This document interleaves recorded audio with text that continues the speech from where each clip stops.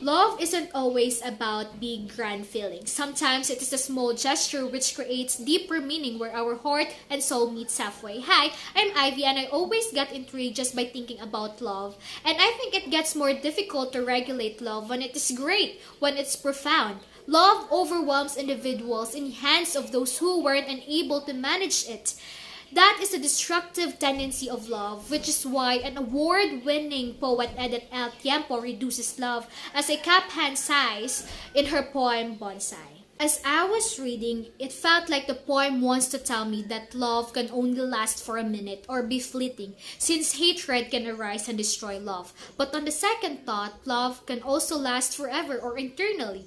In the first stanza, the poem describes everything one love as something that can be folded into the tiniest size and be kept in a box, or a slit in a hollow post, or in a shoe. This idea is to turn large concept like love into something that can be folded and be kept easily so that memory isn't cluttered. Memory lasts a lifetime, but frequently it is unreliable, which is why if love becomes overwhelming, it is necessary to simplify it so that it could be easier to handle and retrieve memories from the mind's labyrinths. Bonsai is about love and how people imbue specific object with adoration for a person, turning them into love symbols. The poet herself was referring to objects because love is an abstract concept with no physical shape. This poetry, however, is not about the adoration for the goods themselves. It is more about a person's or a places where love can be best expressed through an object that evokes them. These objects are simple to retain. As a result, they serve as a repository for a feeling or memory for the person. They can be handled or stroked and their shape remains consistent. That is why they become the embodiment of the love that was found.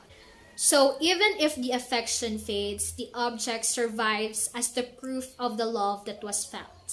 This made me believe in love until the end of the time because of them. One might wonder why the author chose bonsai as the title, considering that bonsai is simply described in a dictionary as an ornamental tree or a shrub cultivated in a pot and purposefully kept from reaching its usual size. This made me think that maybe it was dubbed bonsai because the love may be cared for in the same way as bonsai can. Now I realize that this poem is how love can be simplified and reduced to be given to others. That love that has been compressed and shrunk down is similar to a bonsai because it's a replica of a massive and vast tree that can be passed and be given to some generation. Now that the love is passed down the generation, there is no reason to hide skeletons behind the closet anymore. I would say that this poem shows that love is a gift that can be given as well as received. That love is both something we seek and something we give away. This being said, love can exist in two forms, transitory and internal. This is like stating that one can remember a lover frequently but not as always. That there is victory in sublimating and taking hold of the love so that it won't went ballistic. Humans need to love and to be loved. Thus, Bonsai is a poem that gives a look on how tangible objects can be keepers of memories and emotions. Thank you.